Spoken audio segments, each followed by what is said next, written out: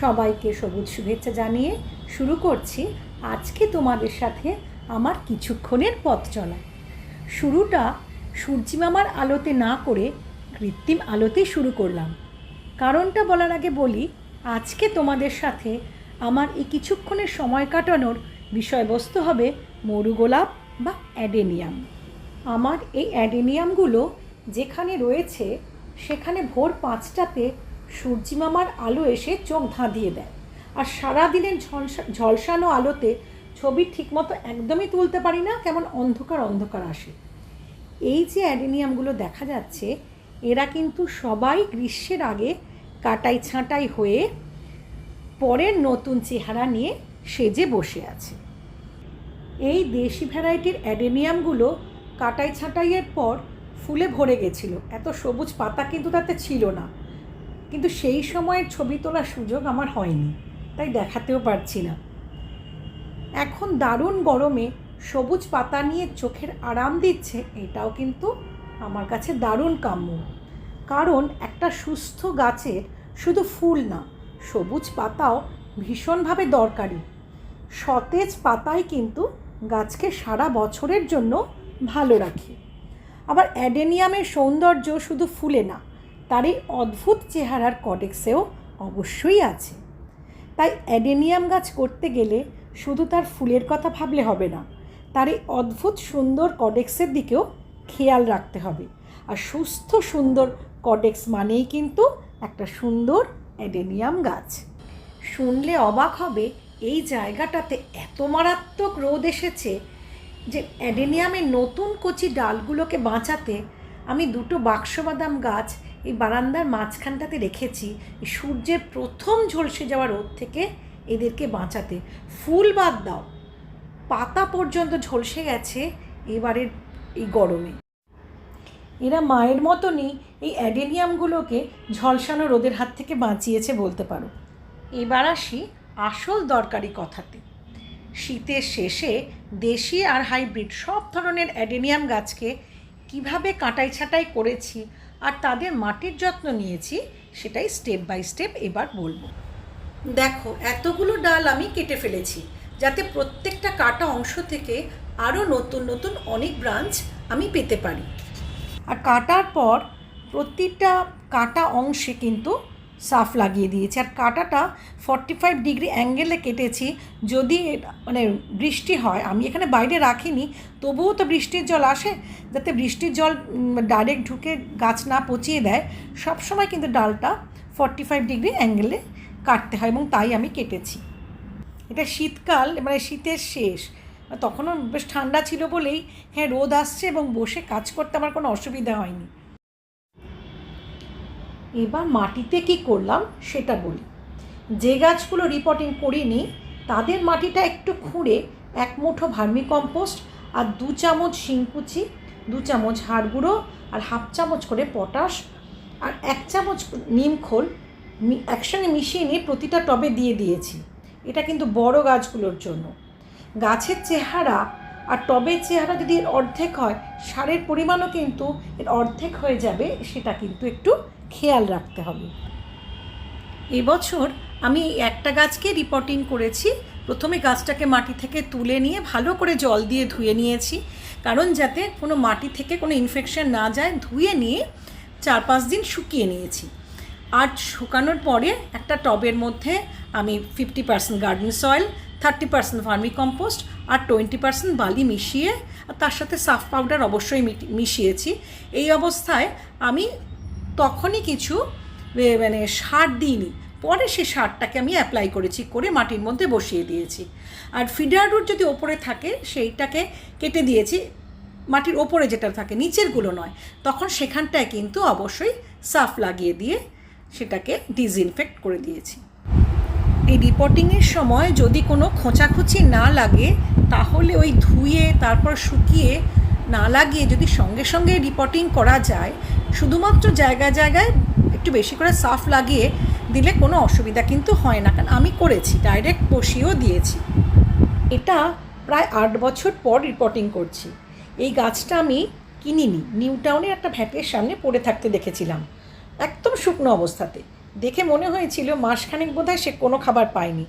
নিয়ে এসে রিপোর্টিং করার পর সামান্য যে যত্নটুকু আমি করেছিলাম তাতে সেই বছর যেভাবে সে সেজে উঠেছিল সত্যি দেখে কিন্তু অবাক হয়ে গেছিলাম। এত সুন্দর মিষ্টি আর ফুলের রং, দেখো এই সেই বছরের ফুলের ছবি। এটা কি অসাধারণ ফুলের সেজে উঠে আছে গাছটা। এবার 2 বছর আগের একটা ঘটনা বলি। আমি সল্টলেকের একটা বাড়ির সামনে ক্ষত বিক্ষত অবস্থায় একে পড়ে থাকতে দেখেছি। গাছটাকে টব থেকে বার করার জন্য টব না ভেঙে কোনো ধারালো কিছু দিয়ে মাংস কেটে কেটে গাছটা টবের থেকে বার করে রাস্তায় ফেলে দিয়েছিল। অসুস্থ গাছ হলে কিন্তু কোনো কথা ছিল না, একটা সুস্থ গাছকে এমন অবস্থায় ফেলে দিতে বোধহয় মানুষই পারে, অন্য কোনো প্রাণী হলে এতটা হিংস্র বোধহয় হতো না। আমি যখন ওকে এনেছিলাম ওর বিভৎস কর্ডেক্সের ছবি আমি কিন্তু তুলিনি। এরপর কর্ডেক্সটা কেটে সমান করার জন্য আরও অনেকটা আমায় কেটে ফেলতে হয়েছে। কর্ডেক্সটা এতটাই মোটা ছিল যে আমি একে ধুতেও পারিনি। ভেবেছি ধুলে যদি ওই কাটা অংশ দিয়ে জল স্টেমে ঢুকে যায়। তারপর 3-4 দিন ওর গায়ে গাঢ় করে সার্ফ লাগিয়ে ঝুলিয়ে রাখার পরও দেখলাম যে কাটা অংশটা শুকোচ্ছে না, কারণ তখন তো বর্ষাকাল ছিল আর এত মোটা ছিল কর্ডেক্সটা, কীরকম যেন নরম নরম হয়ে যাচ্ছে। আমি আর তখন সাহস পেলাম না, অত সুন্দর মোটা কর্ডেক্সটা পুরো কেটে উড়িয়ে দিলাম। তারপর আবার ওই তলাটাতে গাঢ় করে সার্ফ লাগিয়ে 7 দিন ঝুলিয়ে রেখে একটা ফ্ল্যাট টবে, সেইটাও কতটা মোটা, আমার 16 ইঞ্চি ডায়া লেগেছে ফ্ল্যাট টবটা, বসিয়ে দিয়ে কীভাবে বসিয়েছি তলায় থার্মোকল দিয়ে, যাতে মানে তলা থেকে জল উঠে ঢুকে স্টেমকে পচিয়ে না দেয়। এরপর কিন্তু ওটা বেঁচেওছে, বাঁচার পরে সেটা ফুলও দিয়েছে, অল্প যদিও, কারণ ফুলের চেহারাও খুব একটা ভালো না, কারণ সাংঘাতিকভাবে তো ওটা ক্ষতিগ্রস্ত হয়েছে না। এই যে এটা তার চেহারা, কতটা মোটা দেখতে পাচ্ছ কর্ডেক্স কাটার পরও, আর কতটা স্টেমটা মোটা, ব্রাঞ্চিংগুলো কতটা মোটা তুমি সামনে থেকে আসলে দেখলে বোঝা যাবে। এই যে তার দিয়ে ওইটুকু অংশ কেটেও তার দিয়ে তাকে বাঁধতে হয়েছে। এরপর ভালো ফুল দিক আর না দিক, ও যে আমার কাছে এত সুন্দর হয়ে বেঁচে আছে এটাই আমার কাছে অনেক।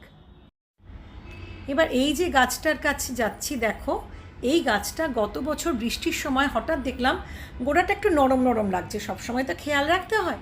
তারপর সঙ্গে সঙ্গে সেটাকে মাটি থেকে তুলে ফেললাম, তুলে ফেলে ভালো করে ধুয়ে নিলাম। ধোয়ার পরে একটা ছুরিকে ভালো করে ডিসইনফেক্ট করে যে অংশকে নরম লাগছে সেটাগুলোকে ভালো করে কেটে বাদ দিয়ে দিলাম, যতক্ষণ অবধি শক্ত অংশ পাচ্ছি। তারপর সেটাকে ভালো করে গাঢ় করে সার্ফ দিয়ে লেপে দিয়ে আমি 6-7 দিন ঝুলিয়ে রেখে দিলাম। ঝুলিয়ে রাখিনি, আমি এটাকে মাটিতেই শুয়ে রেখেছিলাম। কিন্তু ডালপালাগুলো কাটিনি, যদি উইক হয়ে যায়। এইভাবে শুকোনোর পরে যখন শুকিয়ে গেছে, তারপরে একটা ফ্ল্যাট টবের মধ্যে বসিয়ে, এত ভারী বলে প্রথমেই মাটি দিতে পারিনি, আগে ফ্ল্যাট টবে তার দিয়ে সেটাকে বেঁধেছি, বেঁধে তারপরে সেটার ওপর দিয়ে কিছুটা নুড়ি পাথর, কিছুটা বালি আর গার্ডেন সয়েল আর ভার্মি কম্পোস্ট মিশিয়ে গাছটাকে সুন্দর করে বসিয়ে দিয়েছি। বসানোর পরে এটাই হচ্ছে গাছটার স্টেবল পজিশন। 7 দিন জল না পেয়েও দেখো গাছটার পাতাগুলো কতটা সতেজ আছে। তাই জন্যেই এই গাছগুলো সপ্তাহে 1-2 বার জল দিলেই হয়। এবার আসি হাইব্রিড গাছগুলোর কাটাই ছাঁটাইয়ের কথায়। হাইব্রিড গাছের ডাল বেশ কিছুটা ম্যাচিওর হলে তবেই কিন্তু প্রুনিং করা উচিত, না হলে এর গ্রোথ পুরো নষ্ট হয়ে যাবে। আর কাটার সময় মাদার প্ল্যান্টের সাথে যেখানে গ্রাফটিং করা হয়েছে তার 2 ইঞ্চি ওপর থেকে কাটতে হবে। একটা কথা একটু বলি, নতুন হাইব্রিড গাছ নার্সারি থেকে কেনার সময় কর্ডেক্সটা একটু হেলদি দেখে কিনলেই কিন্তু ভালো। কর্ডেক্স মোটা মানে গাছ ভালো খাবার পাচ্ছে, কিন্তু ফুলের রঙে মুগ্ধ হয়ে আমরা তো সবাই গাছ কিনি, কর্ডেক্সটা দেখি না। গাছ হেলদি না হলে কিন্তু ফুল হবে না। নার্সারিতে তো অনেক কেমিক্যাল দিয়ে ফুল এনে দেয়, আমরা ফুল শুধু দেখেই কিনি, কিন্তু আমরা যে বাড়িতে নিয়ে আসি সে ফুল ঝরে যাওয়ার পর পরের বছরে ফুল পেতে আমাদের কিন্তু খুব অসুবিধা হয়, গাছটাকে হেলদি বানাতেও অনেক দিন লেগে যায়। তাই অবশ্যই কর্ডেক্সটা একটু হেলদি দেখে কিনলেই ভালো।